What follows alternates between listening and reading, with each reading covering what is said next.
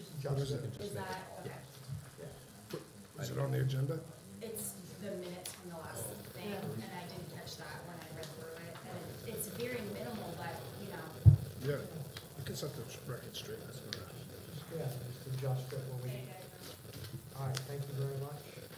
All right, good evening, everybody. Welcome to the Durham Board of Select Board meeting. We have 4 people with us, and Mr. Roy is excused this evening. So we have full quorum, so we'll stand up and pledge allegiance. Pledge allegiance to the flag of the United States of America and to the republic for which it stands, one nation, under God, indivisible, with liberty and justice for all.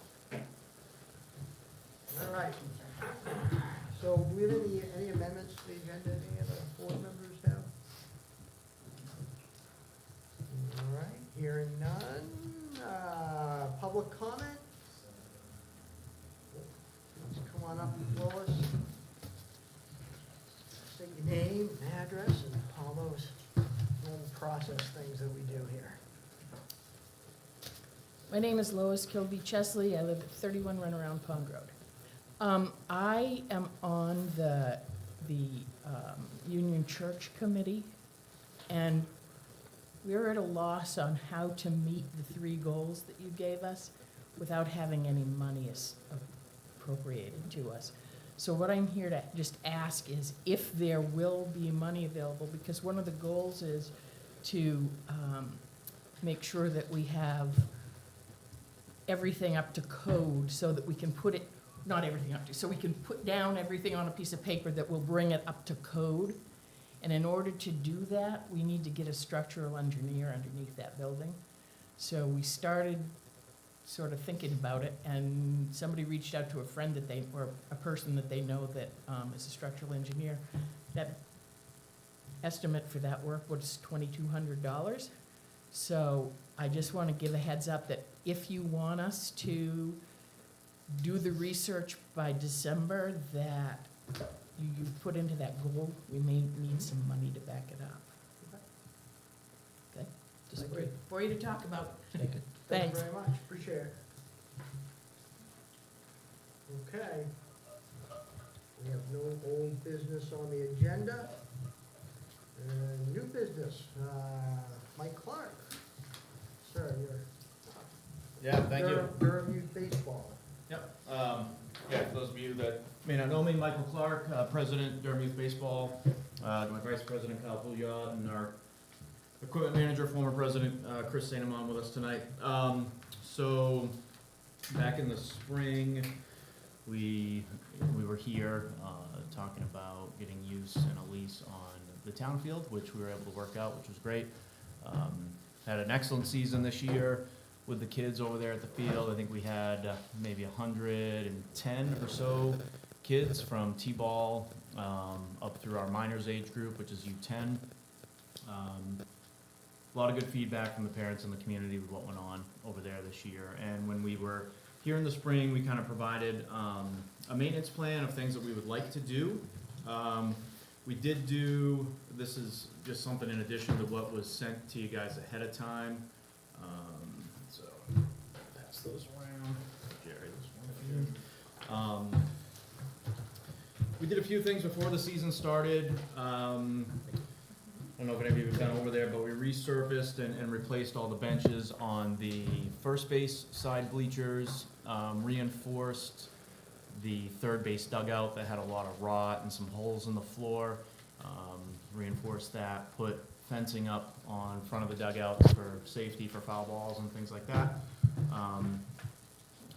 We kind of graded the infield for the season, but we'd like to try to start to move forward on some of the things that we proposed to the board back in the spring. So I know I had sent Jerry over, I don't know if it's here, you guys probably have it, but kind of an outline. So one of the big things for us is, so for this year, the size of the field worked great for the age groups that we had, T-ball through U10. Next year, we will very likely have a U12, at least one maybe even 2 U12 teams next year. So the fence line is pretty short for that age group. So we would like to push that fence back. It's currently at about 165 feet. I'll hand this out to you guys too. This is just kind of a real rough, I just pulled a Google map overhead of the field. We'd like to, ideally, a standard kind of Little League Cal Ripken size field is 200 feet to the fence. So pushing that fence back 200 feet would kind of roughly around where this red line that I drew is. Now, we were out there a few days ago, and one of the issues we run into is if you allow us to push that back to 200 feet, there's some trees that kind of run in our way there, which I've circled here. One in right center field, there's kind of a big clump of pine trees, and then a few birches there kind of in center field. So we would ask that we be able to take those down to make room for the fence. Have obviously a licensed arborist come and do that for us, grind the stumps, regrade the land and the field there. Outfield does have some bare spots. I know it's a lot of sand over there, so we'd like to, assuming we can get that fence pushed back, do some new grading and seeding back there as well. There's kind of some potholes throughout the field, which does kind of run into some safety issues with kids running out there, twisting ankles and things like that. So, filling those in. We did meet with, Kyle actually had a meeting with Dan Bowie last week over there, kind of measured things out. And he gave us some things that he would be willing to help us with as a local contractor here, either through, donations of time or materials. Certainly wouldn't be doing it all for free, but, so that he's more than willing to help us out where he can with some of those things. In addition to that, we also plan on or would like to fully resurface the infield. Instead of just kind of turning it over every year and regrading it, we'd like to actually get real baseball infield mix in there. We found there's a company out of Monmouth that does sell infield mix for ball fields. So getting that, kind of digging out a little bit what's there and, filling that in with legit baseball field mix at this point. And then lastly, in the back of the PowerPoint presentation here, the equipment shed and concession stand that's over there. That was certainly great for us to have this year. It is a little bit too small to keep all of our equipment there on site, and if we are gonna be adding a couple of teams, that's gonna be a bigger problem for us next year. So we would like to be able to add an addition on to that shed that's already there.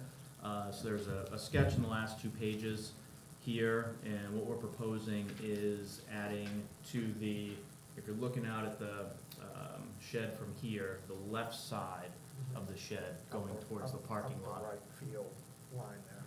Yep. First base Adding line. a 16-foot extension of that with a 6-foot overhang in the back to, because you may have noticed, we do have portable mound out there. We don't have an actual baseball mound built into the field. So we are using a portable mound. That would give us place to store that out of the weather for the winter, or any other larger items that, we may not be able to keep in the shed. So these are things that we would like to really get started on this fall, if we could, to have ready for spring of next season. And guys, if I forgot anything, please jump in, but, so willing to take any questions. Sounds like you're doing a lot of safety upgrades, which is great for the kids. I don't have any particular questions. I don't know if anybody have a question? John? I have 3, Yeah. just to get them out there. It's all gonna be paid for by donations or by Pyramid Baseball? Yes. And the shed belongs to the town? Okay. It was donated, it was built by the softball boosters, which gave them the rights to Donated that and everything. Okay. And then, I wanted to come early, I just didn't get a chance tonight. No problem. How far is the field at 200 feet from the parking lot? Way away. Yeah, Okay. that's not gonna, I mean, so it's 165 to the fence now, so we're talking an extra 35 feet, so, yeah, it's not gonna come anywhere close to the parking lot. I'm just, We're, you want to sit or stay? no, We've probably got another, say, 120 feet of clearance, and then that group of trees Mike's talking about, not, I don't think all of it has to go away, Mike, some of it has to, just for the fence, which gives a little bit of separation also. I'm just thinking, like, I grew up in Freeport, Yep. you know, the high school field, you're hitting into the Gap parking The lot. LB Or, parking or lot, the, yeah. or, It or, won't, it or the, won't, you know, the even, Little League even field, if you're we push hitting into the Route feet- One, Yeah, even if we push the fence back, that's all. those kids aren't gonna make it. Yeah, I think you'd have adults sitting out there, probably wouldn't make the parking lot, yeah, there's a lot of space, Yeah. from right field I fence to there. couldn't picture it. Yep, no, that's okay. Josh, you want to satellite him? No, that, Shows it pretty well. Actually, the other thing that I forgot to mention in regard to fencing, you know, we've talked about this too. We would like to, you know, we have a parent that works at Dugas, and he said that they're willing to possibly donate some fencing to us. We'd like to, if we can, enclose the field. You guys probably know there is a house right next door that rides dirt bikes around through here. I was over there with my daughter yesterday, and there's dirt bike tracks in the infield, so, you know, trying to keep that from getting torn up, and, you know, just kind of a safety thing too, as well. But if we could enclose the field, you know, with some gates, access gates, you know, just to kind of prevent things from getting torn up on us, and I think that would be beneficial to everybody. Yes, we would just extend the first base and third base fencing to the actual outfield post. Put in a 6-foot fence, the gate, so we can get in with any tractors or equipment we need to, and then do a walk-in fence. So you see the walk-in where it kind of zigzag to get in. Kind of keeping that stuff out to keep them off the field, especially with the amount of money trying to put into the field. So the fence in the way, whatever, infringe on anybody using the field, would be unlocked. No, it wouldn't be locked. The only thing would be locked would be the gate, right? Yeah. Just so that nobody can go in and out with. With vehicles. Right. The walking gates would be open, so anybody can walk in and out. It's just to keep the motor vehicles off the field. I mean, we've seen it over here, plus the school fields this past winter, and it's a struggle, so. So, to add that to, with the fencing. I had a couple of questions. So, number one, I have a little bit of knowledge of the fence, and my husband installed it, Sure. the outfield fence, and Yep. none of the posts are concreted, so Right. reusing that existing material shouldn't be an issue. Process-wise, does any of this have to go through a conditional use permit situation? I know that when softball was trying to do changes, he was having to go through a conditional use permit situation. I don't know if that, What softball was trying to do was actually cut some of the field, and cut all of these trees down. So that would trigger there. I don't see what would trigger it on this, because it's just a moving fence. Yeah, okay. pushing the fence out, cutting a few trees down. Softball was looking at, do a lot of upgrades in terms of, like I said, another field, there was gonna be possibly another light or two added to it. And quite frankly, we were gonna make them go, it's a town field, it's not a private thing. Field, town thing. Doesn't necessarily, most towns don't do that, as long as it's stamped or approved by codes, usually the town will enforce the town to go to that extreme. And I don't see that this would even interfere with any like future plans or use of, you know, like we've talked about in the past, like, you know, tying the Eureka Center and here together in any way, even with a path or something. It doesn't even come close to interfering with that, so I'm not seeing there's any huge impact here other than making it safer and making it more accessible for the older audience, so. I think, extending the fence to enclose is a great idea. Yeah. I would just like to put it on your table, not necessarily for this year, but for, down the road. The roadside is really scary. The backstop. Yeah. Yeah. The backstop and like down that, you know, when kids are like behind the shed Yep. and people are driving through there and the parents are watching the game and their little one is like, in fact, behind the shed. I've watched many kids run out into the road chasing a ball that they're just playing. So anyway, Right, just no. putting that on your radar. Yeah, no, that that's, perhaps a fence down that's a good that point, some, roadside in, the coming years. sure. No, Might that's something I be- hadn't thought of, but no, that's a good point. So yeah, basically you're just talking like along the Where the ditch, trees are. ditch line here. Yep, And then the only other thing that I had was, when you say that you're gonna do improvements to the infield and bring in baseball mix. Yep. Are you gonna try to grass an infield? No, You're it's, just No, gonna there's keep no- it, no the plans for lease- that this The time. lease, when we came to the select board, the lease was for us to leave that open, so if softball wanted to use it, they could, okay, through Durham baseball. thank you, the Um, lease was before I got here, so. It was, yeah, that's fine. It's just to resurface so that we have a better material, that it's not, it's easy to work with, we can form it better, it's not, what's on there now is not the proper material. So we just kinda wanna make it so it's better, it's, that proper material in there, it's easier for us to work in the later season and keep the maintenance up. Okay, and is this base path, this goes all the way to the outfield? How far isn't it a 40, So on the the ba- first so 40? the base is when we had the field redone, so we, actually, it was Merrill, right, came in? Yep. Came in and turned out the field. We had to put the plugs in further for the base path because it was only at like 52 feet on one base, 54 on another. So none of the bases were actually where At they 60 should have been, feet. right? Even for softball, they weren't Right. where they're supposed to be. So we set them in place where they were supposed to be, and then that's why our outfield, now we're shortened on the infield because the outfield's now encroached on the base path.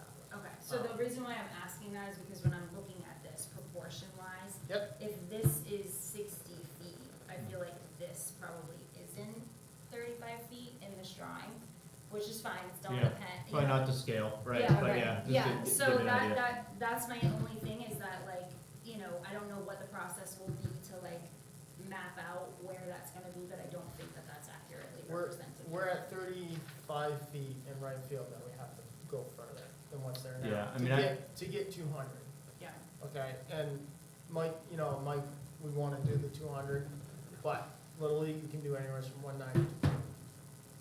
So you have that range. If we, if you say, hey, we need to have planning board look at that on the oh, no, design, that's not what I'm but- suggesting, I'm just saying that I think that if we were Yeah. actually proportionate, that probably comes out here where there's. Yeah, no, so where I've circled these trees, Yeah.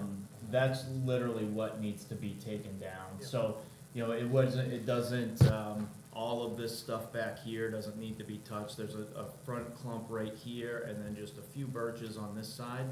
None of this stuff over here. So, I mean, it's actually probably pretty close.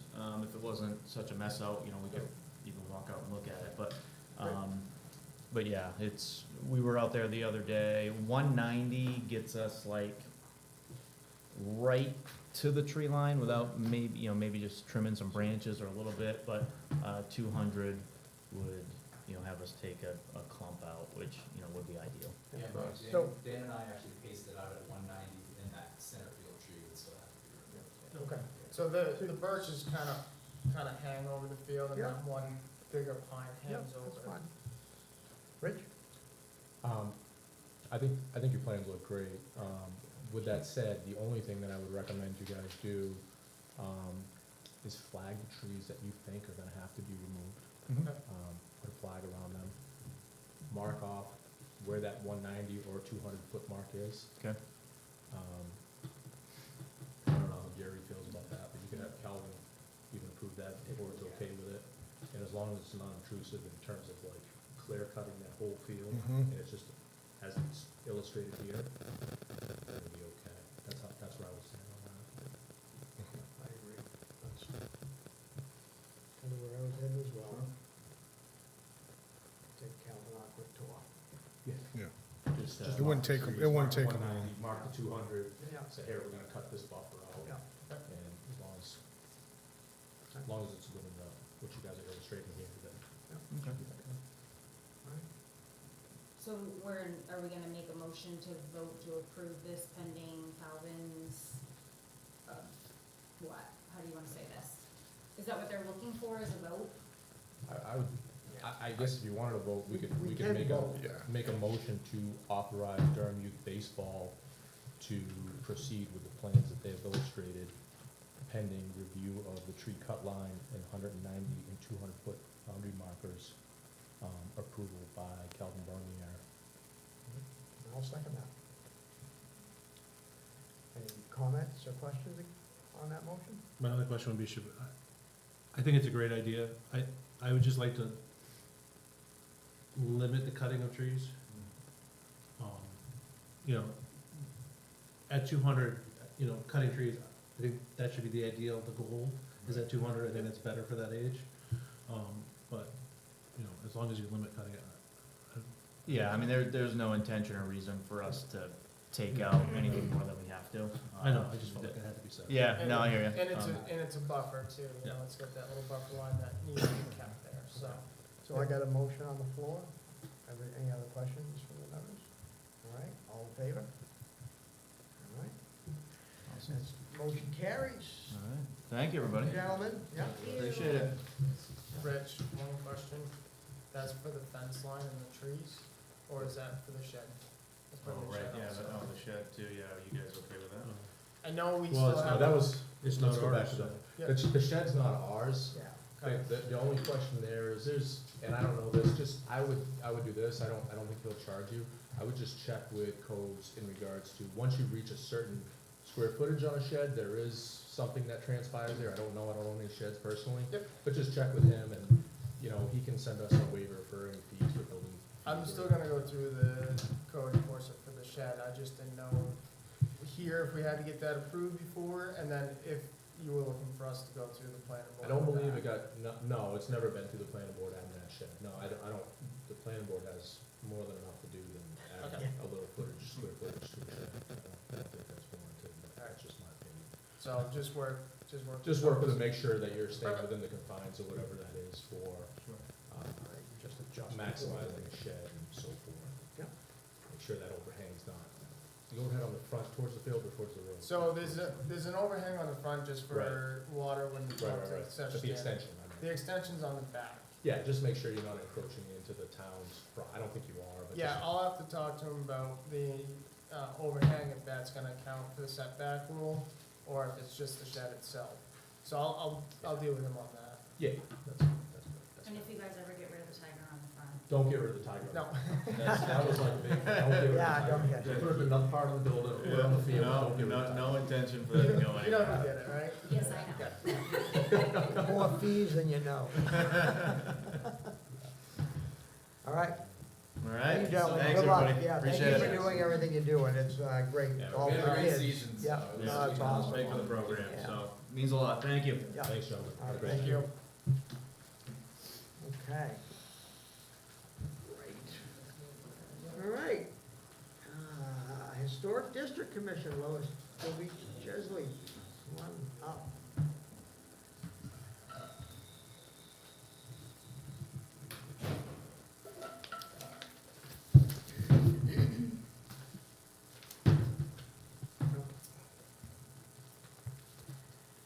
So my name is Lois Kilby Chesley. I live at 31 Runaround Pond Road in Durham, and I'm the chair of the Historic District Commission.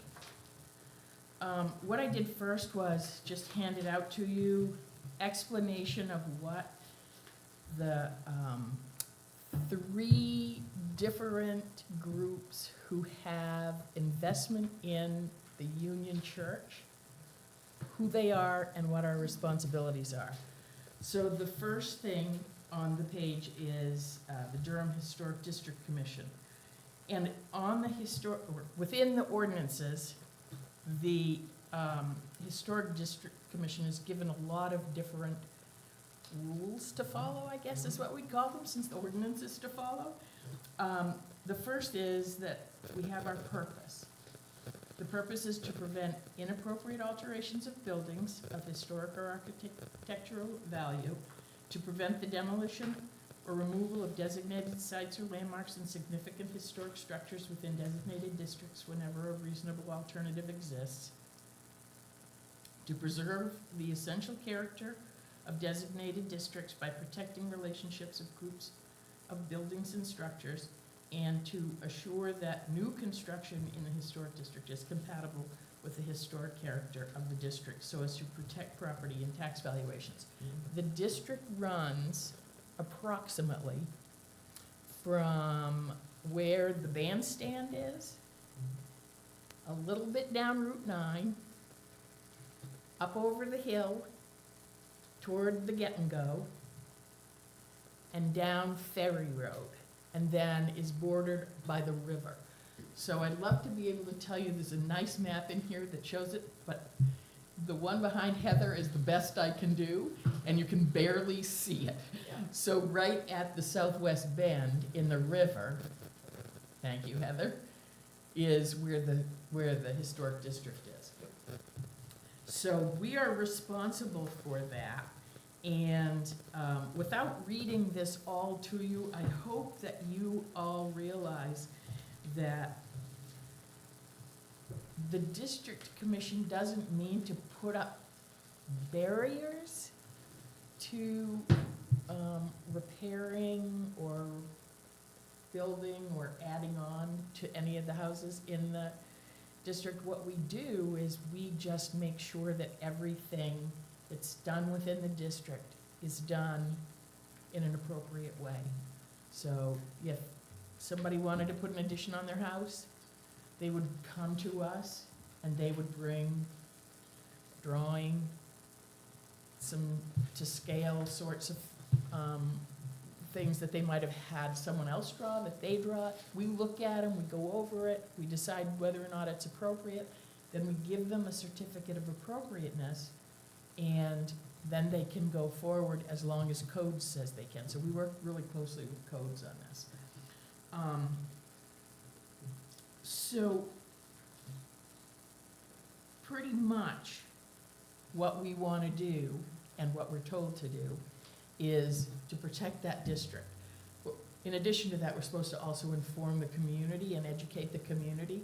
So we try to do that as well. That's why we have a Facebook page, to try to put some things up. The second group that has an interest in the Union Church is the Union Church Committee that you all put together. And that you gave us the 3 goals of finding out what the purpose is for the building for the long term, what the restoration would be to bring it up to code, and how that's all going to become in actuality. And that report is due to you in December. Then the third group that has an interest in it, of course, is the Historical Society. So the Historical Society has a long-term agreement since 1988 with the town that they have oversight of the building. They have the use of the building, not the repairs, but the use of it. And that's what they've been doing most recently, is getting it cleaned up inside and getting it ready for an open house for the museum that they've put together.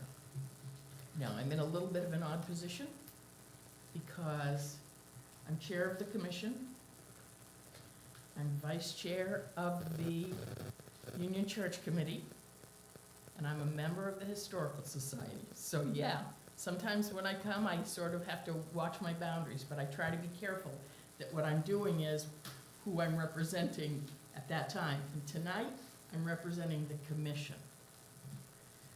So,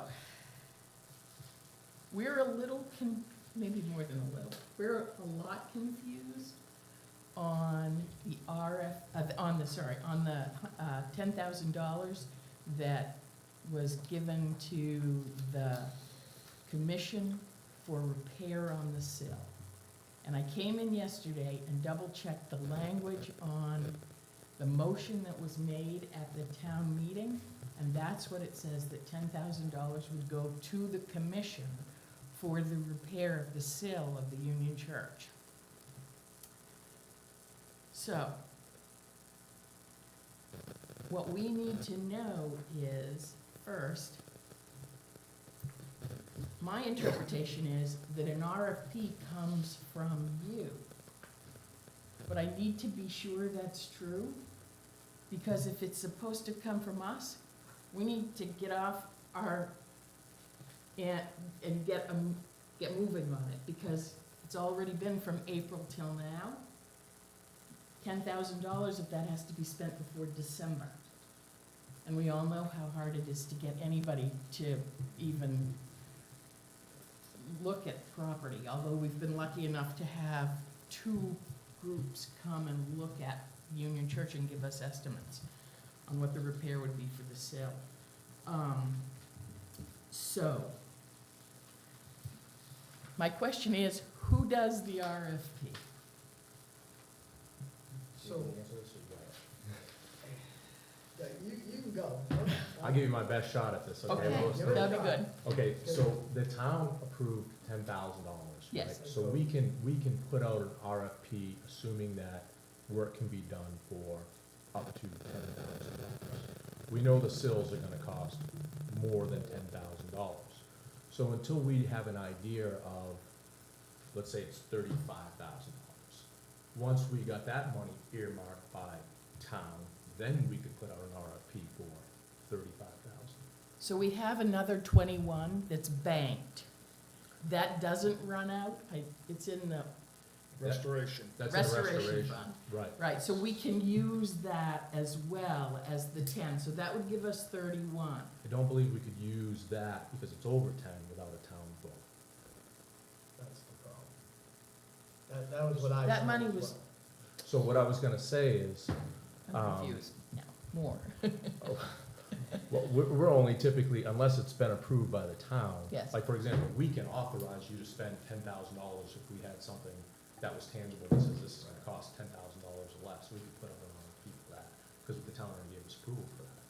That money's been earmarked to fix that town, but we haven't really designated what that money's gonna go to get the town's approval to utilize all of it. Does that make sense? Not at all.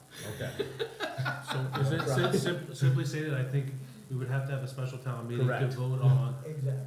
the town would have to authorize us to spend up to that 21,000 in addition to the 10 to repair the sill. So, Right. the sill was not on the warrant, basically. Although you raised The sill money. is on. Was that I think the sill The sill- is on the warrant, it's just the fact that it's gonna cost more than $10,000. more than 10 grand? The whole thing wasn't there. Okay. So I have a few questions. Number one, who authorizes an RFP?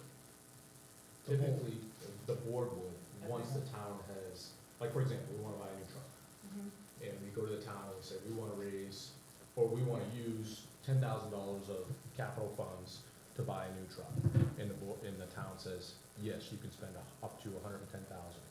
We would come back after a town meeting and say, Calvin, go put an RFP out for a new truck. Okay, so, So, didn't we, I think the town delegated that to the commission, up to the 10,000, but because it's gonna cost more, I think the board should be the one doing it.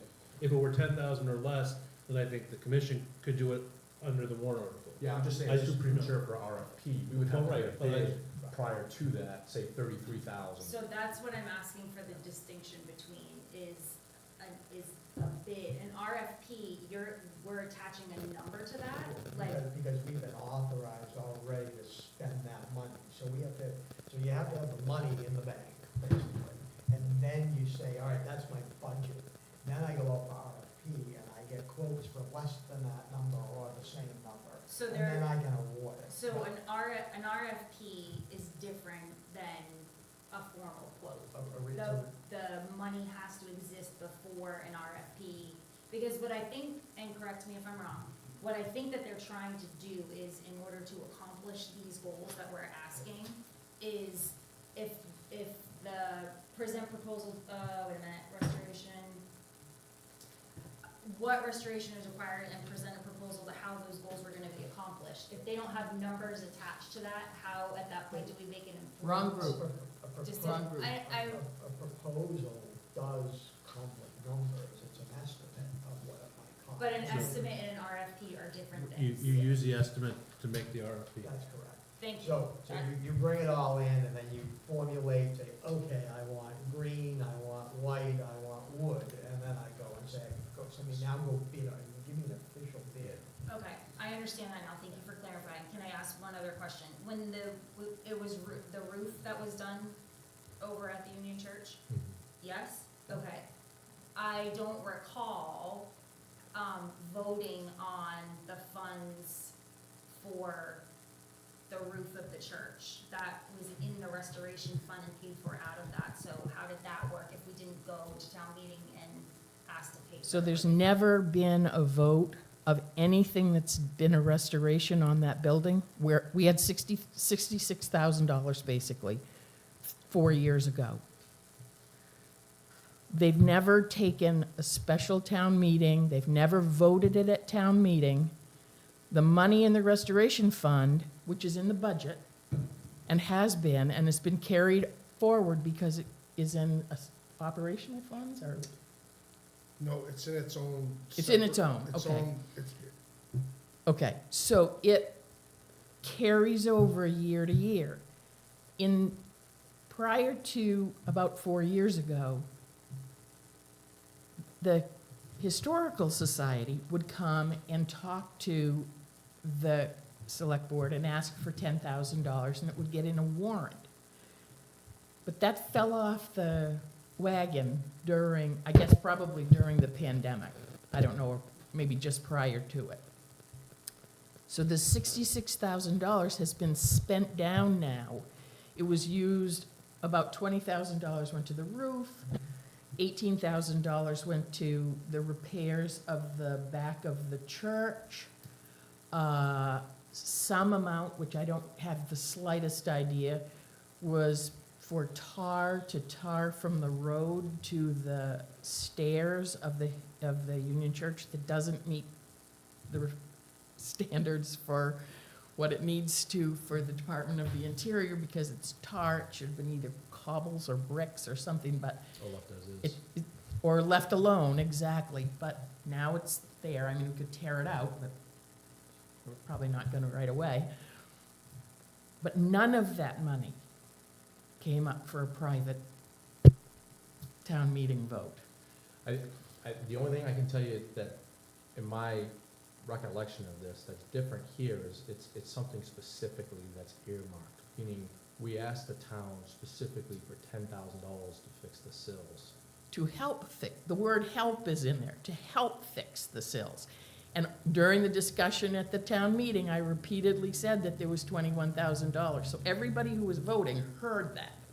So when we've taken money out of the restoration fund in the past to pay for work that's been done on that building, has that come to the select board as a request from the commission, and then the select board has authorized that work and paid for it out of the restoration fund? Is that how that's worked in the past?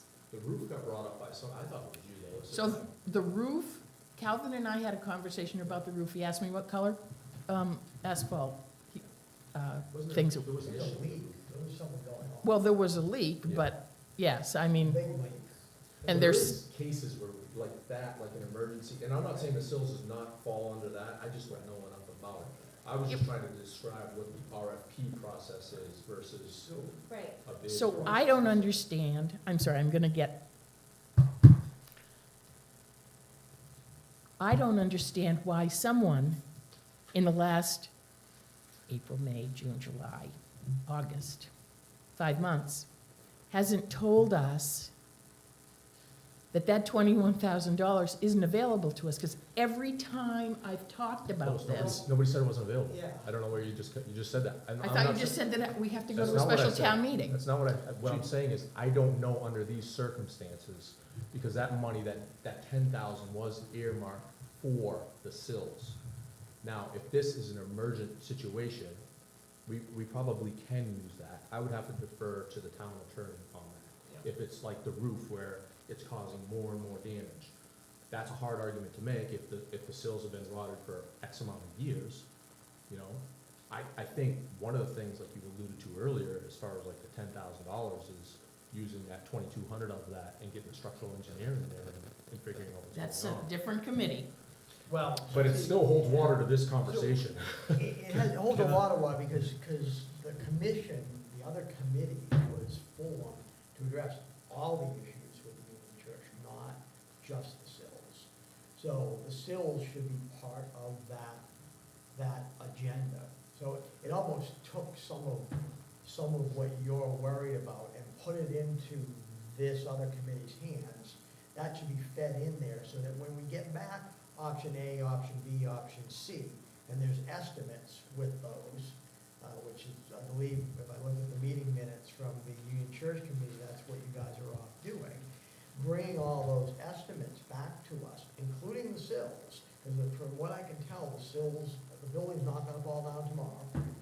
We've got a 3 to 4 month window to have the committee come up with the plan. What is the plan? And then we'll start decide how much money goes. If the sills are emergent, I agree with Rich. Let's allocate the money to fix something that has a hole in it that's leaking, that's causing big problems. We need to keep the church upright. But the plan, and again, at town meeting, I said it, we're gonna form this committee to look at the whole picture. And that includes everything. The fact that they gave $10,000 more, the town voted for $10,000 more for this, I think that's great. They are committed to it. I think they will be committed to whatever plan comes up. But I think that money should be used for either, as you say, the survey that we need done on the building, for the committee to make those sound decisions on where this goes. So do we have to have a special town meeting in order for the town to now say that $2,200 out of the money that was No. allocated to the commission No. goes to the No. Union Church Committee? Because it seems like we should. No, because the committees need to. Not if you're using it for the sills. Right, yeah. We're if not. it's- If we use it for $2,200, it's for the entire building, But- the roof from the bell tower But to you the can- ground. Lois, you can make an argument, you need to see the structural integrity of a building before you jack it up to touch the replace sills. right, I mean, I don't think that's unrealistic. I do agree, I agree with the sentiment, because that is what they're saying. They're saying that if we're gonna use it for a different purpose, that it would require a special town meeting. I agree with what you're saying. I also agree with the fact that a structural engineer would be required to determine the process that's needed or the work that's needed to fix the sill. So what Rich just said, I don't think that that's a stretch. So that $2,200 would come out of the $10,000. Can I ask a question? Of course, I have two. yes. The bids you talked about for the sill, is that the Yes. 50,000? So here's the problem. Yes. I want, yes, okay. And second, Jerry, you had your hand up, and I'm gonna ask you, when you answer your question, do you agree that we need a town meeting for the 21,000? Whether it's an emergency, if it's not an emergency, or we, So let me explain what I know. And I've been here a year, so that restoration account with the 21,000, that is in a reserve account. It's not earmarked for anything. Okay. So when fire and public works, they have money in reserve accounts. It could be 150,000.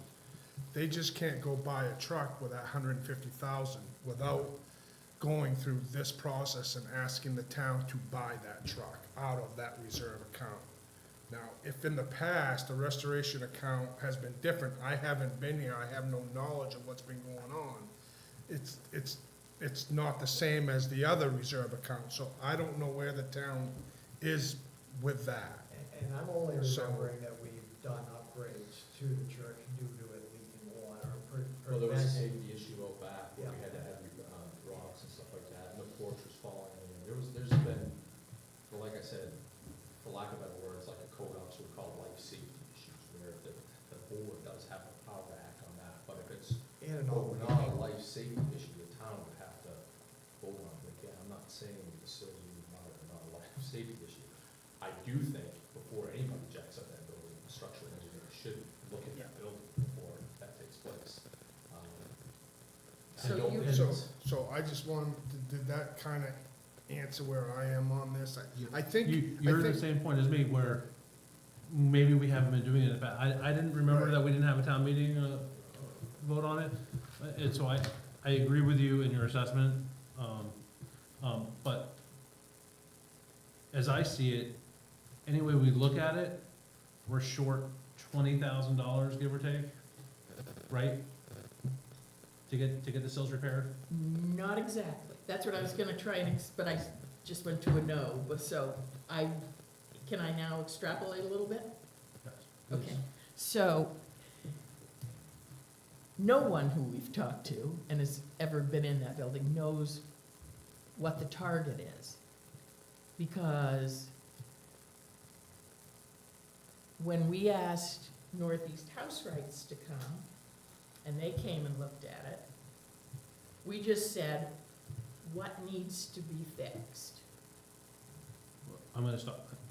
So your note to us Yes, says his estimate, referring to Mr. Cobb, was $50,000 to raise the building and replace the sills. that That was was the- Mr. Cobb's. Right, That was not House Rights. okay, but that's the only estimate we have right now, correct? Nope, we have two of them. The And one I what's- gave what's- you the what's- last time. And what was that amount? That amount was 50,179, I believe, but the person who did it, Mr. Gilbert, and Jerry was there, was shooting in the dark. He didn't know whether you wanted, or whether we, So do we have a written estimate or not? Yes. Sorry. We have two written estimates. no, we have one We written have one estimate written and one estimate from Mr. and- Cobb. and we have one written and one verbal, yeah. is what I'm hearing. Okay, for about $50,000. So we're So, $20,000 short. Yeah, but let me see. Go ahead. if I can finish. Go ahead. So, when Northeast House Rights came, he said, we could do the entire sill. Raise it up, do the entire sill. We could raise it up, do the most rotten parts of the sill, and call it good for a while, because the other pieces on the way a sill, I'm sure you guys all know what a sill looks like, but it's like big blocks of wood that it sits on.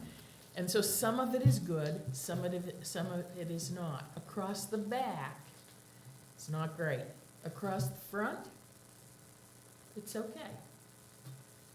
So rather than say, okay,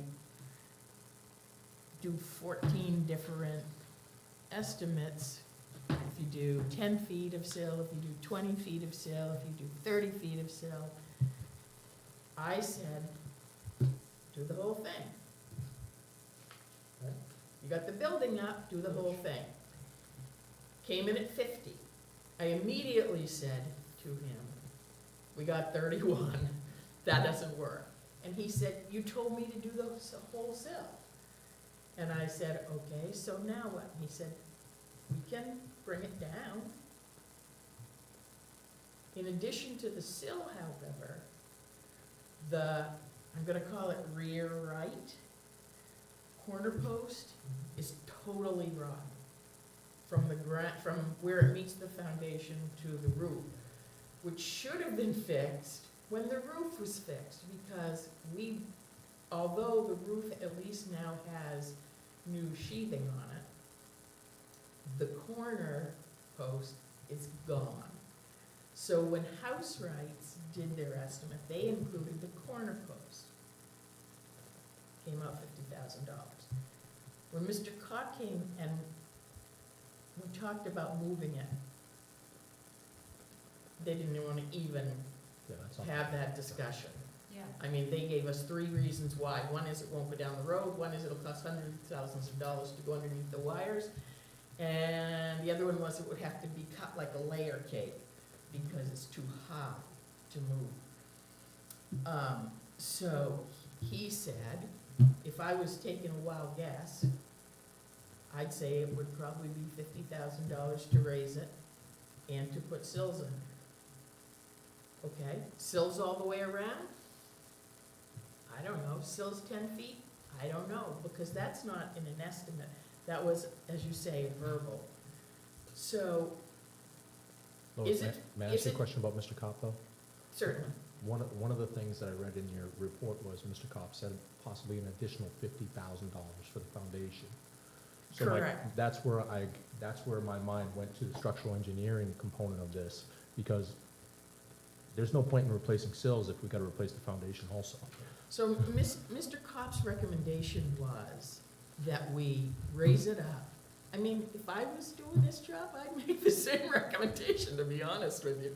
Raise it up, put new sills in it, call somebody else to come in, pour a cement foundation, and then face that with granite, with thin cut granite, so that it looks like it's a granite foundation, but it's not. I mean, he was like, and you could put a kitchen in, you could put, meeting rooms in. Yeah, we could. But then it's $100,000 to start, and plus whatever else. It goes up and up. I mean, sure, No, I just saw that notation in there, so Yes. I had a concern that because this gentleman needs a lot of houses. This is- oh, absolutely, smooth one for me. Yeah, I mean, that company they're out of Gray, they are the best in Maine that I know of, yes. So my concern was somebody with his knowledge sees something in a basement that says, if it was me, I'd replace the foundation while you're at it. Well, what's wrong with the foundation would be the first thing that I would ask. Well, we know there's stuff wrong with the Well, foundation. that's my concern, right? That's why. It's that's- cracked. That's why we need a structural engineer, I believe, that we need to see what the actual problem is here. So that directly relates to the email that I sent asking a question about how long the church could stay stable jacked up. I feel like the point that Rich makes about the structural engineer is essential, not only to what you're here asking for, but also, or not you, that you're The commission. representing the commission, and to the task that has been given to the Union Church Committee. I think, however it works, that we would be able to authorize out of that $10,000 to pay for the structural engineer, for them to be able to answer some of these really important questions that we're gonna need to know the answer to in order to take direction on this, makes the most sense to me. Yeah, and I think it's the building entirety, I don't know if it's just the basement, I mean, my concern is you jack up a building that's got I don't know what that bell weighs, let's call it 10,000 pounds. We don't know what the integrity of that is, and you start messing around with stuff like that, you better have somebody that knows what they're looking at before you start making those moves. Is there another account we can get the $2,200 out of? Yes, Thank you. absolutely.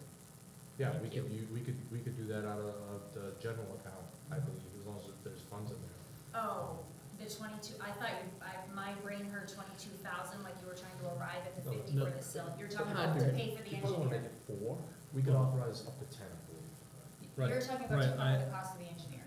Yeah. Right, Okay. because if the engineer says we can make it safe for the 31, I don't wanna have to go back and look for that other 2 or 4. I think there's other accounts that can come out of, and I think that's a better use of money. I also think that this conversation is one of the concerns, it highlights a concern that I have about this building. And I will tell you, outside of you and members of your committee, there's many people in this town who would wanna preserve this building or other historical buildings more than me. But I feel like we are just throwing money at this, and we need to figure out, what we're gonna do, and if we end up keeping it, we need to have a plan so that we don't get stuck with all of these expenses again 30, 40 years down the road. And I think that just needs to be said, because frankly, for me, this is making me think we need to find an alternative for the town owning this, because we're using taxpayer money on a building 99% of the town's probably not gonna go inside and see, and frankly, after hearing from you, I'm not sure I'd wanna go inside. And I hope you do. and it scares the daylights out of me that you're having people over in September when all this stuff is still a concern. If it's such a big concern that has to be done now, why are you having this get together? And that is something that I just felt someone needed to say. Thank you.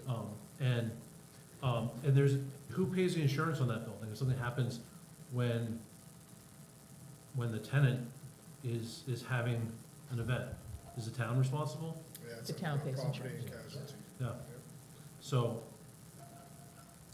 So I've got concerns. when you said that there is an account that the $2,200, or you asked the question, and then I think you answered it. I just want to verify with you that you agree that not out of that $10,000, there's $2,200 somewhere in the budget that we would be able to pay for the structural engineer? I'd have to look, have you spent your money that you have in the operating account now? We haven't spent any. So there's money there. Putting a training, have you done any training, Oh. outreach, that sort of thing? So you could, We could, but here, I'm gonna give you a different perspective on the $2,200. That's why I separated it out, and I didn't bring the $2,200 up exactly here. I did it in the 3-minute time that I had, asking you if you had the money to be able to meet the goals. Because the goal that you set includes that we have a structural engineer, basically, because we have to have Talking about someone. Goals for the Union Church Committee. Yes, That is- yes, the 3 goals for the Union Church Committee. My- So, My response to that is, we're trying to give you that. I know. But I don't think, I think by fixing the sills and doing that, we're putting the cart before the horse. Because if something else needs to get done, we're gonna spend the money to do it this one time, and then gonna have to come back and do it again. And I think that is a waste of taxpayer money that we need to avoid.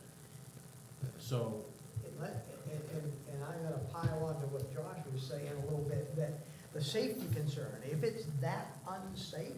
I don't think I ever said it was, but, I just heard that the back corner post all the way to the roof yeah, it's right. is gone. Is that a structural issue? If we don't know that, then the door gets locked and nobody goes in or out. And that's a liability for the town. So we need to be really careful about how unsafe we classify this as. So does the sill need to be replaced, and is the structure gonna fall down, are the first 2 questions. Do we know that? We know from what Northeast House Rights said, That, right, they That- say that that it the needs to be corner done. post is rotten, Yeah, that this, a portion of the So- sills need to be replaced, and that it could be done, okay, so. most likely for 30-something So we thousand get back dollars. to the question of, do we get a structural engineer in there, and is it an emergent issue? Is the building gonna fall down? We need to lock the door until that person goes and certifies that building again. That's the question. And I think that's overreacting, but I Yeah, a little just, bit. I think it's but defining I wanna be what just, corner board is. I just wanna be very clear about. We're talking about a corner board, right, on the cladding of the house? No, I We're get not, it. we're not, Right. right, we're not talking about the corner post holding the foundation and the support. We're talking about the decor piece that does for the lap sign, correct? No, the shed. I don't believe so. I think believe we're talking the about- whole post that goes up to the roof, the whole, that corner of the roof line. If that's the case, Then you need an engineer. then you need an engineer, and you need to lock the doors. And we need to authorize the money to go and get that engineer in here to do that, yeah. We So I can do feel that like, okay, Until that gets certified, I, and then. can I we- be honest hang with on, you? And then we can have the committee come up with the long-term plan. That's kind I of think where I'm- reactionary is a good word to use here. I understand, well, of course we're reactionary. We're tasked with protecting the town. And I'm sorry, I agree. I don't want to stop this event in September, but I will tell you right now, based on what I've heard, I wanted to bring my daughter. She's grown up here, she's lived here her entire 7 years. She's told me she's gonna stay here as long as we do. She's gonna move away for college and then come back and live with us till we die. I want her to know her town, her history. I knew that growing up in Freeport, Sure. and I think it's important. But based on what I hear, I don't know that it's safe, and I don't know that I wanna go, let alone bring a 7-year-old. And sure, probably nothing's going to happen, but what if it does? And for that reason, I apologize for bringing it up. You can call it reactionary. I think it's our duty as a select board for the town of Durham to make sure that our citizens are safe and the people coming to our town and visiting our buildings that we're responsible for are safe. And so with that, Well, I will tell you that It was never my intent to get that building closed.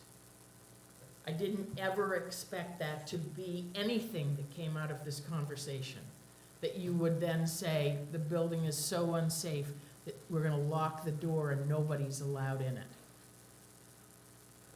Well, I don't know that we can necessarily say that, but I think that's certainly something for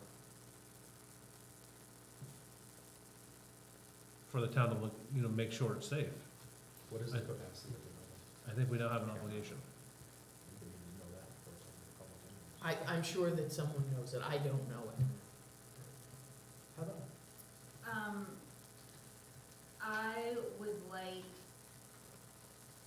I would just like to point out that if we get a structural engineer, I feel, I can recognize that this might feel defeating. I think the structural engineer really accomplishes a lot of things that all of us, you, the commission, the committee, the board, all of us need to know. And I think that that's a win to get a structural engineer in there and get an accurate assessment.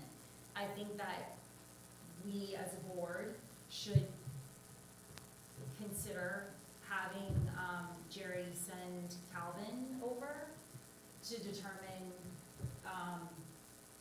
the safety situation part of it. Maybe we could have Calvin hire us somebody. Okay. Not for him to Or determine, perhaps- he can't determine. Or perhaps that's what the structural engineer does, and if there's a way for us to make that happen prior to the event that they have scheduled, because I know that they've put a lot of work into that, I would like to see that be a priority. I mean, two things we can do, I mean, prior to that, I mean, we do have, it's not Calvin's purview technically. I thought It's- that he was our buildings and He maintenance is, person, he is, that's but why we I have was somebody that suggesting that. supersedes him, that's actually part of our law, which is the code enforcement officer. Okay, So the code enforcement officer can go over there, he may or may not have that authority, but he should be the one that says, hey, this building, I have concerns here, before we're utilizing any more of this building, we need to get an engineer in here. okay, so instead of me recognizing a specific employee, how about if I just leave it at town staff? Is that a I better? think Jerry can do it. Can I go back? Hang on. I just have a question. During the Union Church Committee meeting, Yes, did Tyler mention about a preservation structural that's who I'm engineer? talking about, that's the $2,200 guy. You know, to do Yeah. that, because it's an older, and they know more. I Yes. mean, we could look I into agree, that. that's why I'm all for spending Yeah. $2,200. So, let's just go, and I know that you're really concerned about this 10 grand. I am, because as soon as we start pulling money out of it, we don't have the money to fix it. Well, we're not Well, gonna, The 10 grand is I right back agree to- with you, and so, Thank But- you. And but I part think- of, the additional part of the email that I was asking, when I was asking about moving money to an earmark account, was because I know that the select board was authorized to up to $10,000, and that what that amount of money is for, and we were all at town meeting, and we all heard that that's what that 10,000 was raised for. And so why I was asking that question is because I wanted to know what was required to take that $10,000 and put it into the restoration account so that it doesn't go away December 31st. Yeah, It's not, you can't. there's no mechanism in place, unless you have an ordinance written that allows that. You or, would, or. it would automatically go at the end of the year. At the end It of the year, automatically default over there, it won't stay in that account, it'll automatically it's all. To renovations? No. default. No, it'll go No, to general. to general fund. Right, And then- or a special Goes to town meeting to have a designated, vote right. to do Right. that. So we that would- was what my question, was Right. for, was to try to move that $10,000 that the voters allocated to that into this restoration account. That's what I was asking the question about, I just wanted to make that really clear. If the restoration account was Josh, simply you, sales, you could do that. I understand, thank you. you got something else? No, I was just gonna say, I think it's premature to have that conversation. I think we need to get the structural engineer Yep. in there, and I think it comes from a different account. I agree with you on Thank you. that. But I think that needs to be a priority, and that needs to be something set up.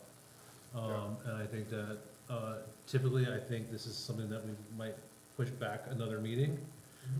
But I think based on this and the time frame with what's going on, I think it's something that we should vote on tonight and ask to be expedited as quickly as possible.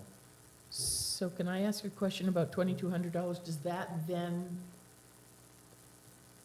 have to go to anybody else for approval, or because it's No, under no. some It's cap? gonna get handled We're right now. good. Right here. It's gonna Okay. get handled tonight. Right Okay. here. So, Alright, right, so thank you. what we're gonna do is authorize Jerry to seek out a structural engineer at the recommendation of who? But if I were to make the motion, I would make a motion Do. that the board authorize up to $4,000 from general fund account to hire a structural engineer with, knowledge or experience in historical buildings to determine if the building is safe and what, if any, repairs need to be done to make it safe to use immediately, and what needs to be done. I'm trying to think of the appropriate word for a complete repair of the Well, building. this says bring building to code, is what the goal is. Bring it to code. Is that restoration to bring the building to code, so Okay. safety, and then additionally to bring the building to code. Which falls under the chief and the code officer. The code is pretty broad, is that historical code, we gonna try to meet ADA, No, life safety toilets? code. No, life safety. Life code safety. Okay, construction. all right, gotcha. Life safety.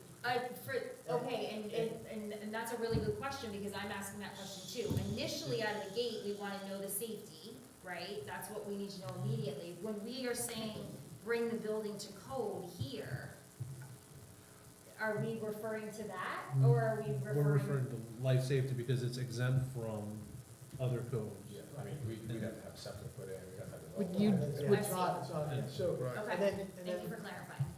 Can So someone do I have just a tell me second? what life safety So- codes are, just so that I have an idea when I go back? And my definition, to keep it simple, would be somebody can go in there with a reasonable expectation that the floor is not gonna cave in, or Okay. anything else is gonna happen to it. Okay, That it's safe for somebody to occupy the building, or X amount of people to occupy the okay. building. Now, one thing I do want to make clear is the estimate, so the The preservation, structural engineer that we did get at the $2,200, just sort of as an estimate, because we wanted to know, we didn't know if it was gonna be $200 or $20,000. That did not include any plumbing, electrical, or mechanical, I believe, were We're the just looking for three. structure. Okay, okay. Making sure it's not All gonna right. fall on somebody's head. And the Okay. 2,200 at this point is really relevant, the bid's for 4. Yeah, That would be yeah, my yeah, vote. okay. Somebody want to second Josh's motion, or do it? Second for discussion, you know. Okay. All right.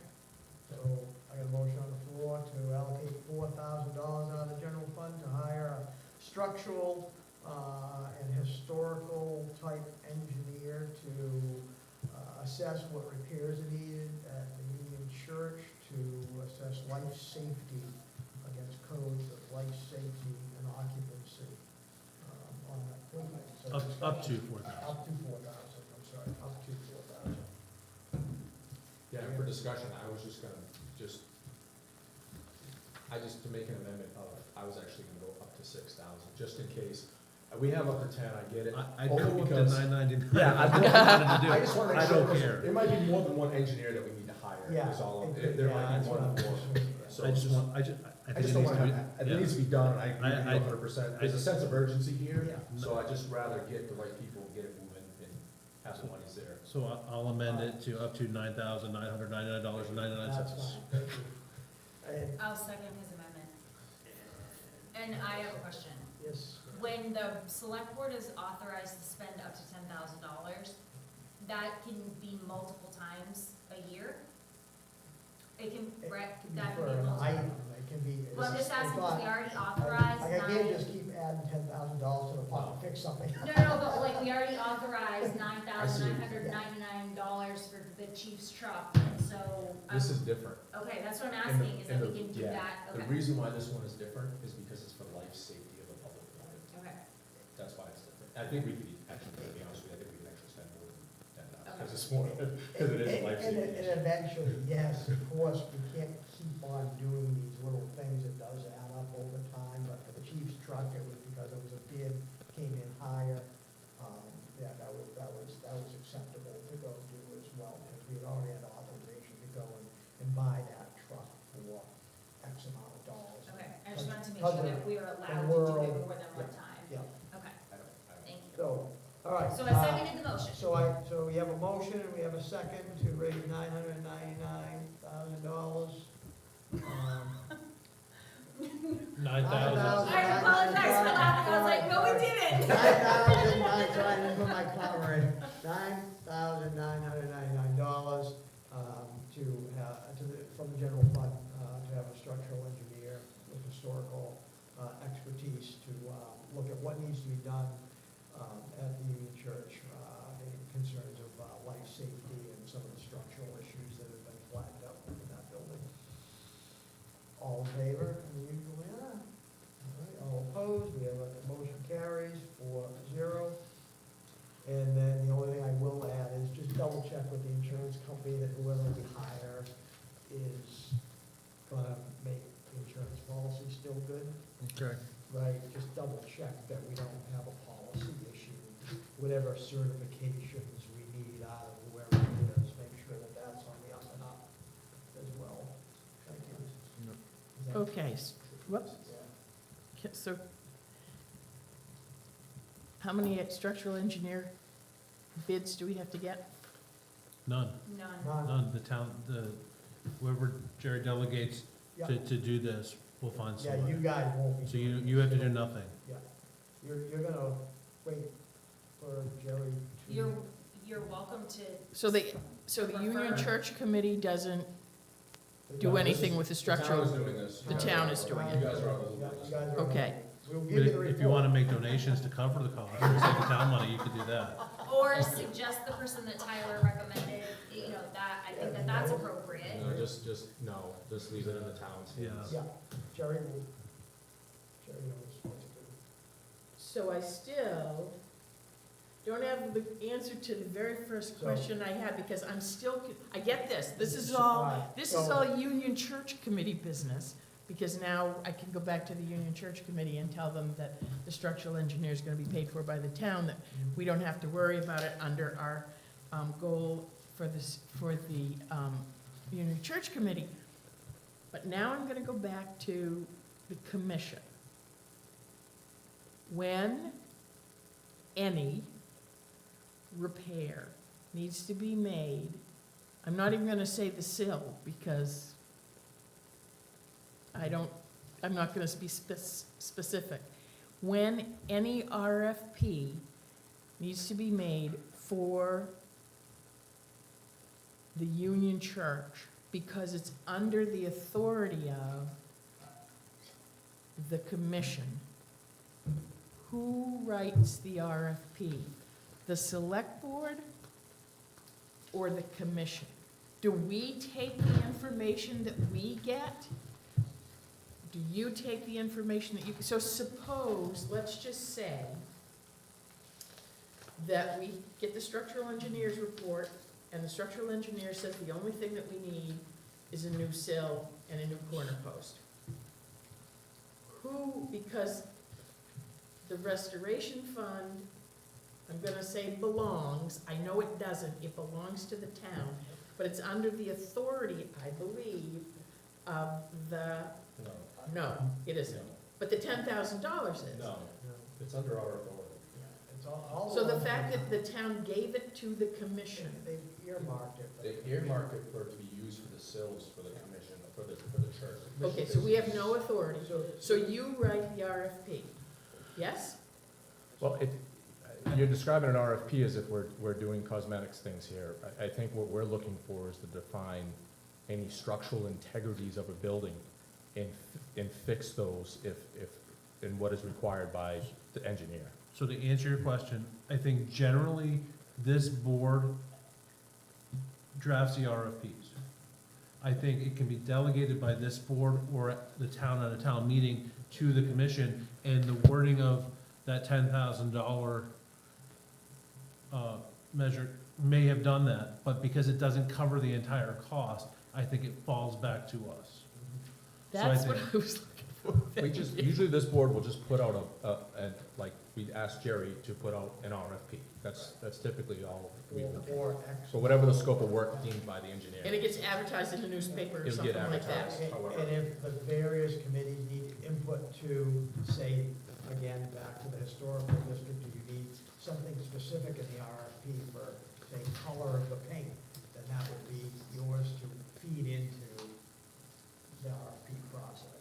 Okay, Right. so, Use that as an example, a simple example. so it is not the purview of the Durham Historic District Commission to get the RFP going. Okay. That would be it. Um,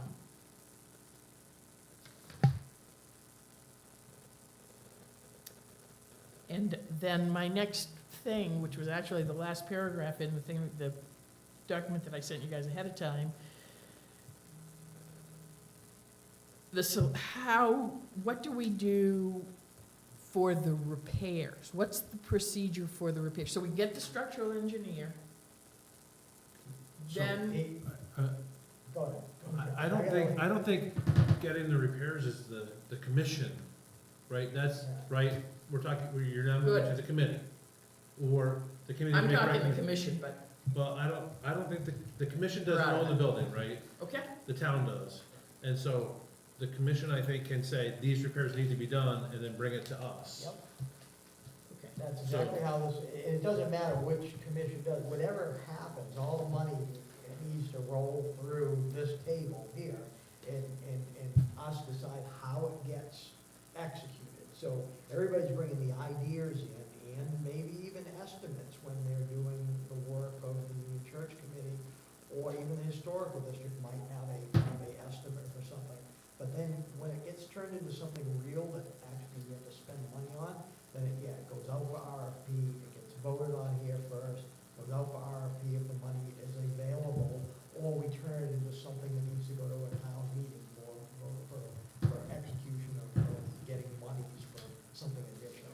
That's all I needed to know. Thank you very much. I think that's perfect. Okay. I would like to point out that on the paper that I handed out to you that had the Durham Commission and it had the Union Church, the very end of it, and then I'm done, the very end of it is about Article 5 in the ordinances. And I just want everybody in the whole town who's watching this to realize that there are some no's about, some NO's about what can and can't happen to historic buildings. One is that no archaeological site identified by the Maine Historic Preservation Commission can be disturbed. The second one is no structure listed on the National Register of Historic Places will be torn down or its exterior facade altered except to restore it in accordance with the standards of the Secretary of the Interior. Durham decided that. The Secretary of the Interior didn't. That's not necessarily the way it's done. It's the way Durham does it, because it's in our ordinances. And no churches or school buildings older than 100 years of age will be torn down or altered except to restore them in accordance with their original design. I share that because the word demolition kept coming up at the Union Church Committee the other night. If we can't move it, maybe we should just demolish it. Not according to the ordinances. So I just want to put that out there to whoever might think The town- that tearing it down is a good idea, because The town Not- can change its ordinances. I realize that, but not right now. We can't, and nobody on this panel is gonna tear down that I didn't building think so, without the town's but approval. the fact it came Unless up, it became like, for example, the bell falls through that thing or it catches on well, it was just fire or something. rebuilt, so, But you know what I'm saying? Yes. I mean, unless it was a safety issue that we were forced to tear it yes. down, then that's it. But nobody's tearing down any buildings. We just wanna make sure that it's not a public hazard. And you know that the commission ended up, after all that, with the Bowie Hill Parker School agreeing that it was a safety issue, and so we are reasonable. Yeah. It's just, When it comes to repairs, I just point out 12.6 of the land use Yes. ordinances, which Yes. talks about the commission shall work with, it basically puts the onus on the commission to work with public and private parties to assist Right. in finding the funding.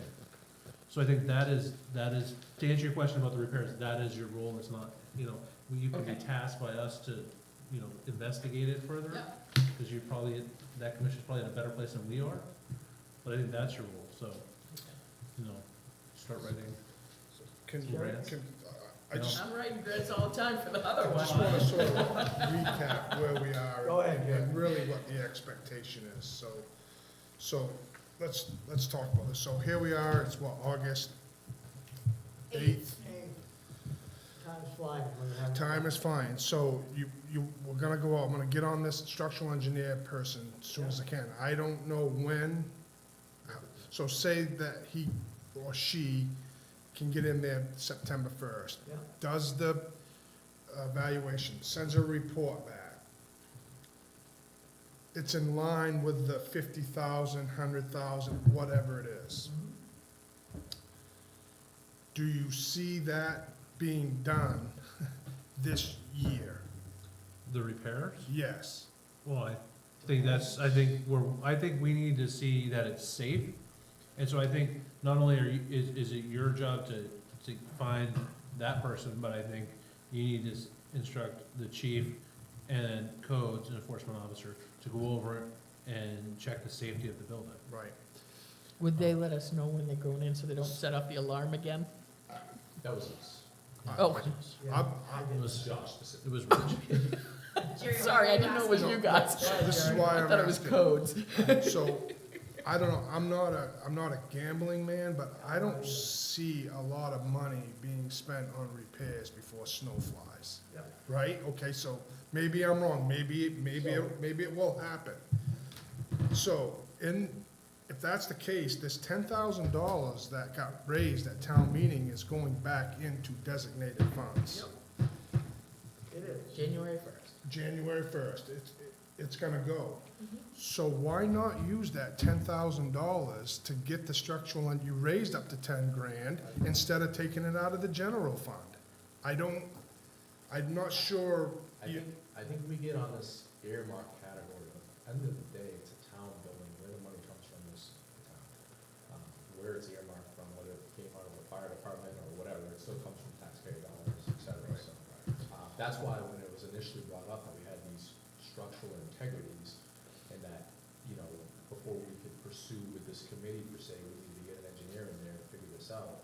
Well, the money's already really there, because it still is part of the structure. That's why I approached it that way out of the gate, but I think it's, at this point, it's 6 1/2 dozen of the other, simply because we, as a board, have identified it and believe that there's a chance that the building is a hazard in public safety, so it doesn't really matter really when it comes from.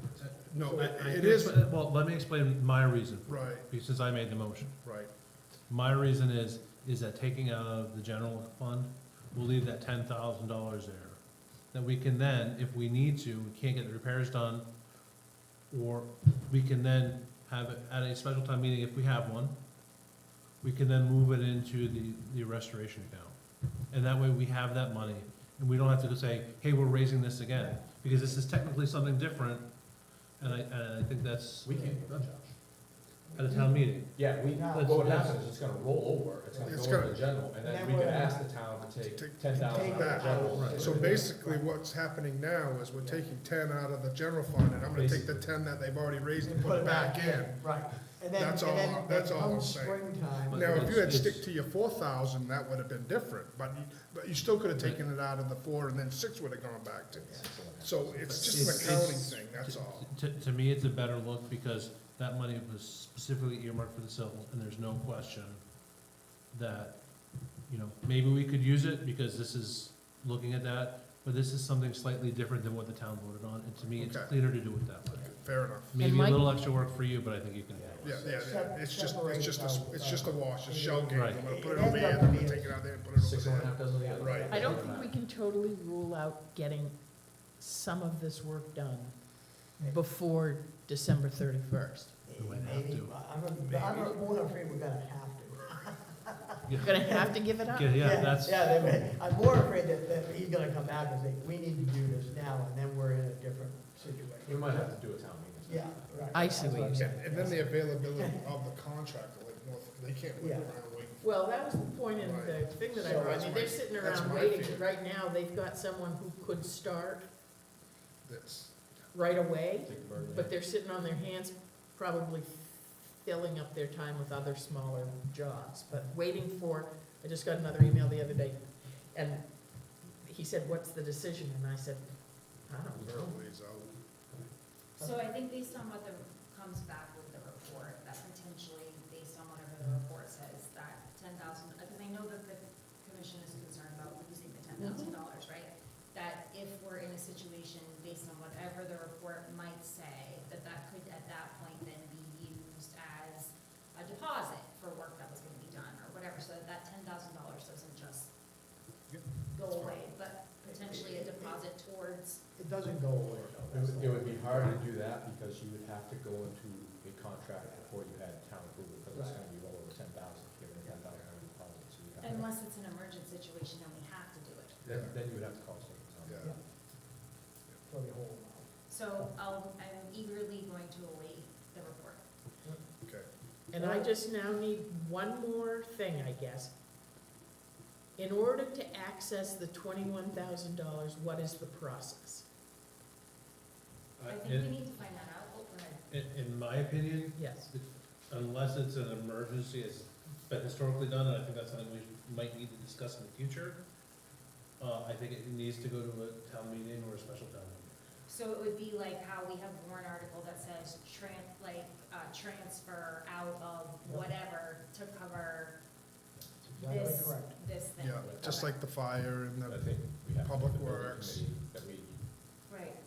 deploy decision prior to making, remote And that of is- Had that advice been given to me before town meeting, I would have put that in there, but I did not realize. But my understanding was because of the way it had been done in and I know you can't depend on what happens in the past, but what had been done in the past, I thought that $21,000 was ours to use in every conversation that I had with anybody, that it was ours to use for repairs on the church. So let's say tomorrow, No, no, it's been sitting in there for several Because years. it's 21, we'd have to ask the town to use that money for whatever I did- specific task. I never heard I that. think that just- that's fair because I didn't realize that either, which is why I asked the question. If we would have raised or appropriated $21,000 Yeah. this year for specific, or not specific, but let's just say a general repairs for that building, then we could say, hey, Lois, we'll get some wish list bids and so forth, and we could authorize that up to 21,000. Because it wasn't forecasted of what we were gonna do with that money, nothing was allocated for it. So the tar walkway, I don't even know where the tar, I think Calvin took it upon himself. The tar walkway was, we got some tar and this thing is eroding away. I think it was more of a, you know, I don't know specifically, and the tar walkway is. I know, it's don't believe- done, it's done. Yeah, it's done. There's nothing we can do there. I think, you know, to wrap up, and I don't wanna throw salt here, just, I think because Lois has so many hats in this, we need to give a direction as far as, you know, Josh made a point of public access and public use of this building, which would include your committees and so forth, and having meetings there until, is there something you wanna see for findings before anybody else utilizes that building? Well, Or the board wants to see? I mean, to me, that falls on the chief and the code enforcement officer. If they determine it's unsafe, then I think they, Yeah. but if they think it's safe, But by that rationale, nobody should be using that building until that determination is made, is what I'm trying to bring up. Yes. This is the fire chief we're talking about? Yes. Yes, Yeah. thank you. I mean, Yep, I agree, yes, I think the answer is yes. At this point, we're allocating money to go look at the structural integrity of the building, based on evidence projected here, and at this point, yeah, the door's locked until Jerry can get, the appropriate folks over there to assess the building, and give it a thumbs up or a thumbs down. And then the structural guy's gonna come in afterwards and look at it structurally as well, so we need a quick assessment on that before anybody else goes in that building. so you want the fire chief and the codes enforcement to go look at it? Yep. Make sure it's safe before anybody uses it? Before we continue any use in there. Yep. Okay. And if they deem it as they are not qualified or not capable of assessing any part of the structure that's hidden, then we need to lock the door. So the Union Church Committee was planning on meeting at the Union Church next Thursday, So, If you can get them over there by then, Something. you might be yeah, free, but yeah, or go to Eureka. Well, we meet here Oh. normally anyway, but they Well, then- wanted to see the building. So. not we can until he walk clears, around- not until they Clear clear it. it. We can walk around the outside, but we can't go inside. That's correct. So, But if the fire chief and the code Right. enforcement officer can get over there before that date, And- and they say that they feel competent to make a decision that it's safe for the Yeah. committee to be inside, then that can potentially, you know, I'm sure he leave might be your able to get use them of over it the way that it is. It's not barring the structural. If they determine that they I can't get make that. that call, then that changes things. but I do agree with Josh, I wouldn't have 100 people over there until we get it. There's about 100 people Well, I'm in here, just trust saying. me. I know there's been a lot of weight in there, and it's been cleaned out quite a bit, which is great, but it needs to be looked at this point. Can I don't know if I can amend the motion since we voted on it, but I would like to authorize the fire chief and the code enforcement officer to utilize some portion of the money that's been allocated if they're not capable of making that determination, to get somebody in quickly who can do it. That's why we up the amount. Well, yeah, I think that's why, I think. that's the Well, it next might step. not be, if they but can. but it might not, It might not be Might those not be a technical structure. terms. might not be a structural engineer. Did you vote in favor, Josh? We did, we Did you said vote in we, favor? sorry, Oh. sorry, anyway. The 9,000 Yeah. street? So you can, Lois, so you can reconsider the vote because you voted in favor.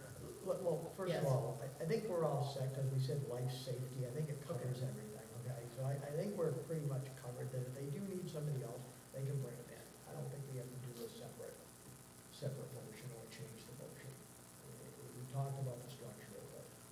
we've And those two done- gentlemen have access to state folks, Yep. to include state Right. fire marshal, et Yep. cetera, so They can call who they need to, and I think we're in good shape. I agree. We'll get that ball rolling. Okay, that'd be great. All right, All right. thank you, Lois. Hopefully we help. And how many grants can we expect for that building for the next time we see you? I've Five. used, We'll go low 5. I know you can do 10, but we'll just settle for 5. I'm doing 2 right now for the other church. I think you're just copying and pasting. No, I As wish. soon as you just put it in another I one. wish I could do that. Control C, Control V. They all ask a different set of questions, that's the interesting. You're the one that brought this up tonight. I know I am, I know I am. And I've already said I'll do grants as soon as that one's done. All right. Thank you, Lois. Have a Thank you. wonderful day. Thanks. All right, we're on to our next item. Let's see, we have Ron Williams resigned from the planning board. And we thank Ron for all his time on the planning board, really appreciate it. It's not an easy job being a planning board member, as being a 8 or 9 year member myself at one point. But it is rewarding at the end of the day, so we thank Ron for all his time. So we have Brian Lanoy, moving him in as a full voting member. And if I remember right, I believe it just, at this point, Brian's been an alternate. So he's able to just move right into that full-time position. We just have to advertise that there's a position open. That's correct, yeah. So we just need to put, I believe I saw that on the, did I see that Yeah, on the we were- yeah. website already? I saw that today on the website, so you guys are ahead of the ball game here, which is great. Thank you very much. So anyone who is interested in joining the planning board, like I say, it's very rewarding. I did it for a great number of years, had a lot of fun, and learned a lot about the town and how its inner workings go. So please, everybody sign up. We'll appoint you right away. Thank you. Any other questions on that? No, but I think we need to make a motion to accept Ron's resignation. I was gonna say the same thing. I think just, I don't, Hey, I don't know, yeah, have we done that in the past? Yeah. honestly, No, I I don't can't think think that we we have, have, but yeah. I was, it's one of those things that. We there's can no harm. formally. There's no harm. We Yeah, no accept harm. it. Yeah, Alright, well, alright. the only reason I say that is because I just happened to be looking back at prior meetings, and I know that when John retired from the planning board, you guys did vote in. We did vote, yeah, that's why I was gonna say, I couldn't, John retired. A long time ago, I know, Yeah, it was a long time there's ago. no hurting it, now Alright. it makes the position So, official I- and Ron can't come back in and say, So well, I make a never- motion yeah. that we accept Ron Williams' resignation from the planning board and move to approve Brian Lanoy as a full voting member. Take that part out, that's Take not in it- our. that does- No, No? He's Okay. automatically. He's automatically there, thank you. All right, Ron, I make a motion that we accept Ron Williams' resignation from the planning board. Second that. Heather seconds, all in favor? Okay, motion carries. All right. Jerry, you're All right. my friend if you Thank you, Mr. have Chairman. something to add. Along the same lines as committee members, we are also, will be advertising to fill Heather's seat on the budget committee. Mhm. So we'll look for applications there. And I also I was the alternate, was I an alternate or did I vote? I think I went You were, voting. you were voting I think member. we need a Board of Appeals person also. Okay, She was on board with this. Yeah. all right. And Board of Appeals, so we'll look for members to fill that seat too. Great, thank you, Okay. Jerry. Yep. Yeah, all right, so let's get down to it. So you probably saw on the news blast that the tax stabilization program is dead.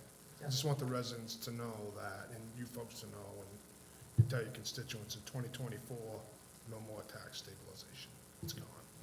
So, But it was replaced with something at the state level, right? I'm not really, Two state level programs. but have they One's been? a deferral and one's a tax credit fairness act, but it's all the state level. Right, and it's run by the state. Right. Yeah. So yeah, no more, they felt that was inequitable and they repealed it, so. I have a question. So they froze in 2022, and then that was applied to 2023. Right. Is that correct? And so the municipality will get reimbursed for the difference, the way that we do for homestead exemption. And then in 2024, their tax bill would be what it would have normally been.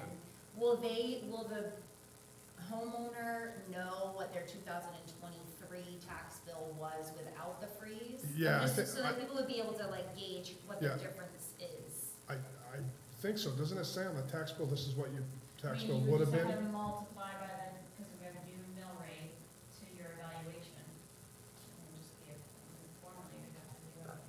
Do you know how many It does not people, state on the bill, though. do you know how many people took part in the program for the? It was a couple hundred, it was pretty close to 200, Oh, wow, that's, okay, yeah, okay.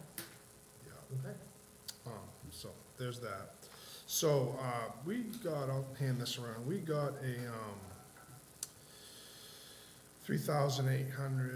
$3,896 dividend check from the Maine Municipal Association for our good performance and our loss prevention programs. So we'll put that on the website, but that's them sending that, I just got that yesterday, so I didn't have time to warn you about it, or put it as part of the packet, but, yeah, they have a board of trustees, and when towns do well, they take the dividends from the money that they have in the bank and distribute You it need back us to to the vote.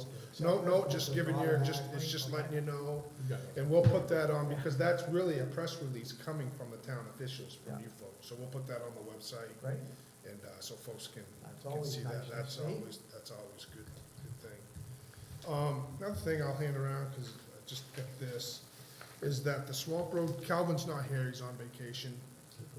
Yeah, so the Swamp Road Bridge project is gonna get started much quicker than they thought it was, like, it's gonna start on Monday. Oh, awesome. Yeah, here's the detours, so we're putting the detour, on our site, so basically what they're gonna do is they're gonna detour the traffic all the way down Route 9 and across around to the other bridge project. Through the red light. You're gonna put, like a speed bump in front of my house or something? Yeah, Because otherwise I'm putting a Right. log or something. We'll use your trash cans. right. And, Hey, it's been good, don't jinx it. yeah, so the reason for the early start though, just so you know, is because of, they wanna have less interruptions in the school bus, and they're under some, What was it? restricted, permitting What were you regulations. thinking of timeframe on that one? They're, It's not as long as 125, it's a short. no, this is gonna be done, yeah, they wanna be done before school starts, that's why they're So just got banged. doing it, so, that's good.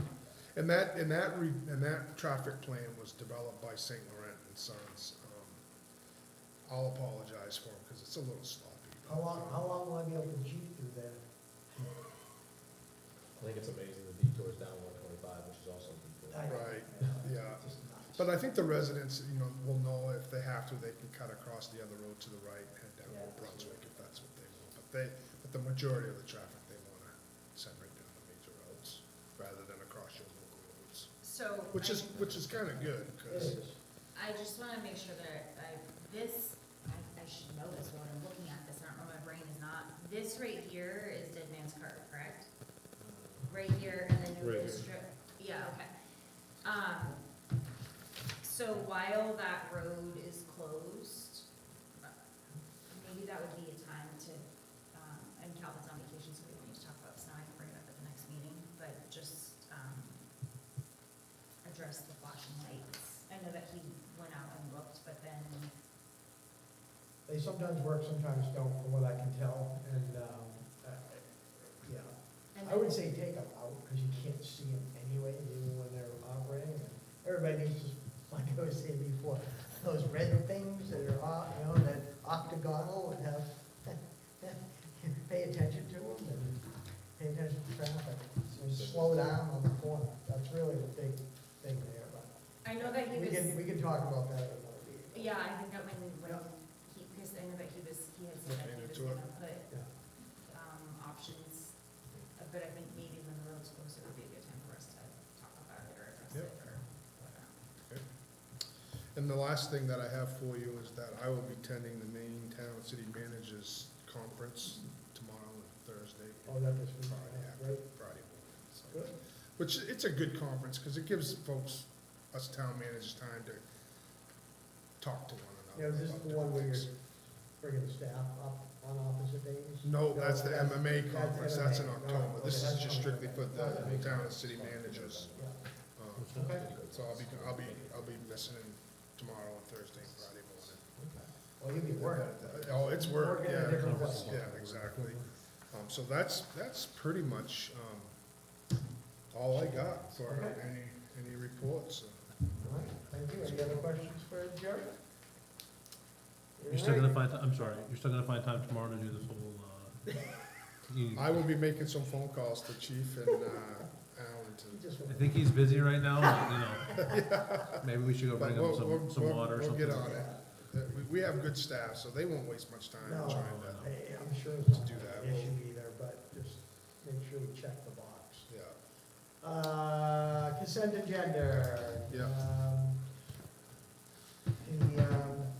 I think we need to remove the minutes from the consent agenda, because I think there's an error. Yeah, there was one. There was one, I think is it 9? Yes. It should be the 8th instead of the 11th. Oh. Not a big deal, but, I think if we make that change. Yeah. So make a motion to accept it with the change, Yeah. Yeah, since it's just a date. all right, So we don't have to bring it on. yeah. You want Let me to write that down. I'll make that contingent on- motion. You got the motion, right, Jerry? Yep, Second. Rich seconds, and all in favor? All right. Motion carries. And upcoming town meetings. I think we need to approve the, or, no, I think we the just, payroll. yeah, the consent agenda. Oh, I thought that's what we just did. I thought we just did that with, contingent if you change in the Oh, minutes. yeah, okay, just don't, Right? just, here it is, don't forget to sign. All right, That's and then- all. Point of order, just really quickly. I thought that, yeah, so when I'm looking at the minutes, it says agenda items for next select board meeting, but then our current agenda doesn't have. I know, and I apologize for No, that. that's okay, I just, because I have some, so. Well, What, what do we do? Say it again? So- So I missed typically, we have a section that says, agenda items for next select board meeting, Oh, yeah. and it's not on Not in our there? I agenda this omitted week. it, I apologize for that, I should, so, So I don't know how to handle that, is Do what I'm we have asking. any, we can put that in there? We can, Yeah. Okay. Just if you have an item, do you have an item? I do, so, I would like to add for the next agenda, well, whatever, where do you prioritize? No, I wanna add for the next one. Please. so, I wanna form a solid waste committee, okay, so please, What committee? a solid waste committee. you should make a motion and other, so other people, Well, I want Sorry, to make yeah. a motion to add that to the agenda. okay, yeah, That's what you want me to do? Yeah, Is make- make a motion that the board agrees that this should be an agenda She doesn't item? need to do that, all she needs to do but maybe you is wanna send discuss an it. email to you saying, I'd like, and you, Yeah. saying that I would like this added to the next select board That's what we meeting, that's need. it, that's all we need. That's what we need. Okay. Okay, Can I go on the record now saying I likely won't be here, in 2 weeks, and I do not want any part of it. You're the chair of that You committee. are the chair, I yeah. do not want any Yeah, part of that, yeah. because I kept my But yeah, mouth just- shut. Just send that when you I want. kept my mouth You shut. did very It well. was my birthday, and I kept my mouth shut. You did a good job. I was You did a proud of very you. good job. so you I'm wanna, very proud. what do you wanna add? I would like to add the discussion of a solid waste committee to Okay. our agenda next Okay. week as new business, Okay, please. yep. Okay, sorry. Gotta have some fun. All right, so, we'll add this, we'll add that onto our agenda, to discuss our waste committee at the next meeting. Thank you. And then one other thing that I just wanted to talk about is that we have a lot of things that are upcoming before December. And Oh, Jerry's yeah. going away, in October for 2 weeks. Yep. And so we can talk about, this is one of those things to add to the next agenda because. For next week too? Yes, Okay, yep. please. Yeah, we can, That I think somewhere either in between this meeting and the next meeting, or after our next meeting, in between our next two, I think that we need to add a meeting to our schedule because of the volume of work that needs to take place and the fact that you won't be here in October. So can you just put that, I'm Yeah, we asking can- you to make that you an wanna add- agenda item yep. for next time for us to discuss, Okay, please. so discuss a plan for the plan. Yes. adding a meeting. Okay. Just so you know, well, this is up to you, I don't have to do this, it's up to you folks, but what I have asked is have somebody come in that knows a little bit about the land use codification process, so if you have questions in regard to that, you can ask them directly, and I have them coming in next week if you're okay with that. Next week or our next meeting? Next meeting, sorry. Okay. So just to kind of go over that, what it means, how it works, and that sort of thing. And the reason why I'm doing it is, like, I've been in some meetings where, like George has says, when you go down through the land use, there's been a lot of copying and pasting that has gone on in that. So Alan has kind of struggled a little bit on what he's supposed to do, and it's been a long time since the whole thing has really been updated. And I think it'd be a good idea to, just take a look at that, just to make sure that we're following the state statutes, because things change. And so that process, there is a process that can be done that we would go out to RFP with if you decide to do that. But I think it's important that we bring someone in so you can ask the questions that you have, so you fully understand that process. So we're gonna do that next meeting too. Okay. All right, and then, two, Alan wants to come in and talk to you about the signs and what he found out about the legal opinion. So you can see how quickly agendas can fill up real fast. So it'll be a pretty good meeting next one, by the looks of it. So, That sounds good. All right, thank you, Jerry. yeah, All right, so now I'll go to upcoming meetings. All right, select board meeting, we had that on 8/8, that's tonight. We have the next one at 8/22. And do we need any executive session tonight? I don't need one. No. I'm all set. Anybody else? No? Good. All right. Do I have a motion to adjourn? So moved. Okay. Second. Josh is second. All in favor? No discussion. You guys realize that next select board meeting is my year Yeah, anniversary?